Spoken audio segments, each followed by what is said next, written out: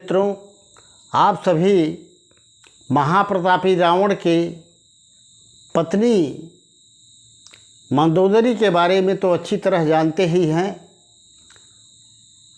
वह एक पतिव्रता नारी थी और सच्चाई पर चलने वाली थी, सदाचारी थी। वह सदैव नेक काम को पसंद करती थी और गलत काम का विरोध करती थी। यहाँ तक कि रावण ने जब सीता का हरण करके घर पे ले आया था तो मंदोदरी ने उसे बहुत समझाया था कि आप इसे भगवान राम को वापस कर दो, क्योंकि मंदोदरी जानती थी इसका परिणाम अच्छा नहीं होगा। वह एक ज्ञानी स्त्री थी, परंतु हठी रावण कभी भी मंदोदरी को सम्मान नहीं दिया, उसकी बातों को नहीं माना। तो आइए जानते हैं मंदोदरी थी कौन। मंदोदरी पूर्व जन्म में मधुरा नाम की एक अप्सरा थी और वह शिव से बहुत ही प्रभावित थी।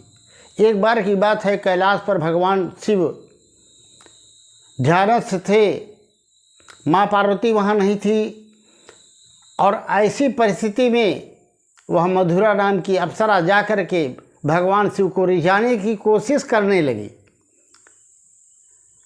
और वह कोशिश में लगी हुई थी। तभी माँ पार्वती आ गई और उन्होंने उसको इस रूप में देखा तो उसे श्राप दे दिया कि तुम 12 वर्ष के लिए मेढकी बन जाओ। इतना सुनते ही वह अप्सरा उनके चरणों पर गिर पड़ी और गिड़गिड़ाने लगी। तो माँ पार्वती ने कहा, समय आने पर यह श्राप तुम्हारा छूट जाएगा। मित्रों, अब वह मेढकी बन करके पृथ्वी पर विचरण करने लगी और जब पृथ्वी पर विचरण करने लगी, एक दिन की बात ऐसी हुई कि वह जा ही रही थी कि एक विशाल सांप ने उसे खाने के लिए उसका पीछा किया। मेढकी भागी, भागते भागते वह एक महर्षि के आश्रम में पहुंची और वहाँ देखती क्या है कि बहुत बड़े बर्तन पर एक खीर पकने के लिए रखी हुई है और वह अपने बचाव के लिए उस बर्तन के ऊपर चढ़ गई। अब सांप भी उसको पकड़ने के लिए चढ़ने लगा तो वह दूसरे छोर पर चली गई बर्तन के, क्योंकि बर्तन काफ़ी बड़ा था। अब सांप दूसरी तरफ जब जाने लगा तो उसका बैलेंस बिगड़ जाने के कारण वह खीर में ही गिर गया और खीर बिल्कुल गर्म थी, उबल रही थी, जिससे सांप तुरंत वहीं पर मृत्यु हो गई। अब ये मेढकी बनी हुई जो मधुरा नाम की अप्सरा थी, मेढकी, ये चिंतित हो गई कि ऋषि लोग इसको खाएंगे तो उनके प्राण चले जाएंगे और ये बड़ा अन्याय होगा, गलत होगा। इसलिए वह वहीं पर इंतज़ार करती रही। जब ऋषिगण आए और खीर की तरफ देखा तभी मेढकी उछल करके खीर में कूद गई। तब ऋषियों ने विचार किया कि अब यह खीर खाने योग्य तो है नहीं, तो इसको वहीं पर उलट दिया और जब उलट दिया तो उन्होंने देखा कि मेढकी के अलावा एक सांप भी उसमें मरा पड़ा था। तब ऋषियों ने आपस में विचार किया कि इस मेढकी ने हम लोगों का प्राण बचाने के लिए, क्योंकि इसमें जहरीला सांप मरा हुआ था और हम खाते तो मर जाते, तो हमारे प्राण की रक्षा के लिए इस मेढकी ने अपने प्राण का बलिदान कर दिया। सारे ऋषियों ने उस मेढकी को आशीर्वाद दे करके मेढकी से एक सुंदर युवती बना दिया।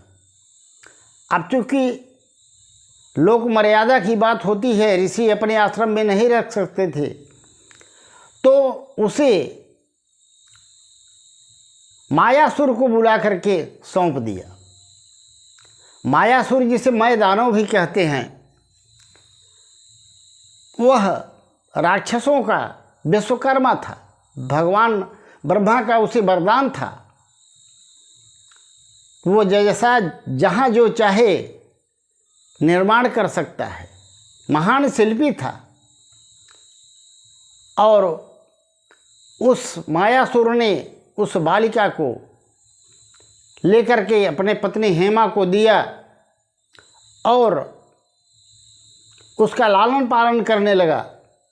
अपनी पत्नी की याद में राजस्थान के मंडोर जिले, मंडोर शहर को ही कहा जाता है कि उस मायासुर ने ही बसाया था। और वहीं पर मंदोदरी धीरे धीरे बड़ी हो रही थी। वह परम सुंदरी तो थी ही, जिसके बारे में गोस्वामी तुलसीदास लिखते हैं, परम सुंदरी नारी ललामा, मैं तनुजा मंदोदरी नामा, परम सुंदरी नारी ललामा। तो वो इतनी सुंदर थी। एक बार रावण मायासुर के यहाँ गया और जैसे ही उसने मंदोदरी को देखा, वह उस पर आसक्त हो गया, मोहित हो गया, अपना दिल दे बैठा।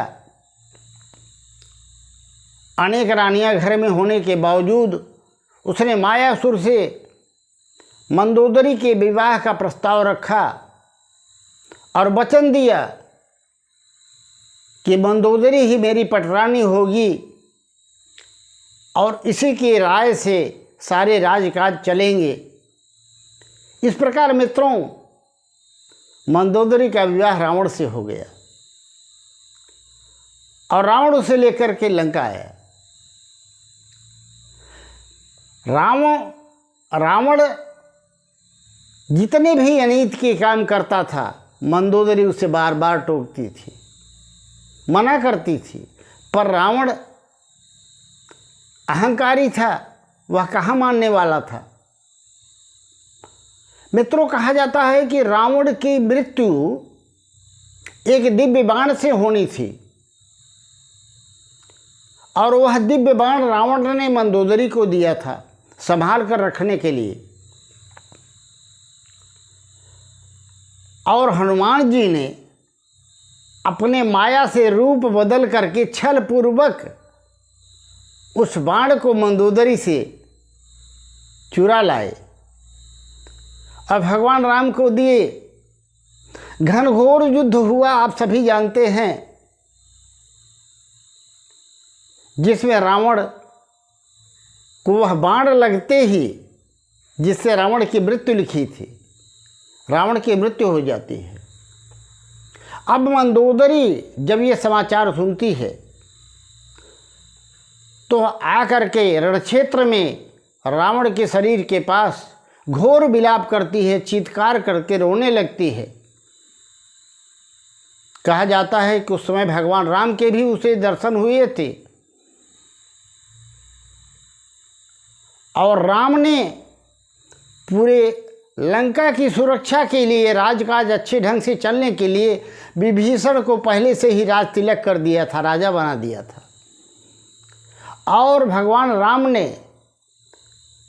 मंदोदरी से अनुरोध भी किया कि राजकाज अच्छे ढंग से चले, जो लोग जीवित हैं वो सुखपूर्वक चलें और रहें, इसके लिए आप विवाह विभीषण के साथ कर लो। उस समय मंदोदरी ने कोई उत्तर नहीं भगवान राम का दिया था। मंदोदरी वहाँ से आई और महल में एक कमरे में अपने को कैद कर लिया। काफ़ी दिनों तक वो उसी कमरे में पड़ी रही और उसके बाद बाहर निकली और तब उसने विभीषण से राज्य की सुरक्षा के लिए, राज्य की उन्नति के लिए, लोगों के खुशहाल रहने के लिए उसने मन में विचार करके विभीषण से शादी की। ऐसा कहा जाता है, कुछ विद्वान कहते हैं, पर कुछ विद्वान इसे नहीं मानते। उनका कहना है कि रावण एक पतिव्रता नारी थी, वह धर्मशील थी, ज्ञानी थी, उसे सब कुछ पता था। वह ऐसा कदापि नहीं कर सकती थी कि विभीषण से शादी करे। तो मित्रों, आपको क्या लगता है, क्या मंदोदरी ने विभीषण से शादी किया था? और इस पर आपकी क्या राय है? कमेंट में इसे ज़रूर लिखिएगा और बताइएगा। और कमेंट में जय श्री राम अवश्य लिख दीजिएगा।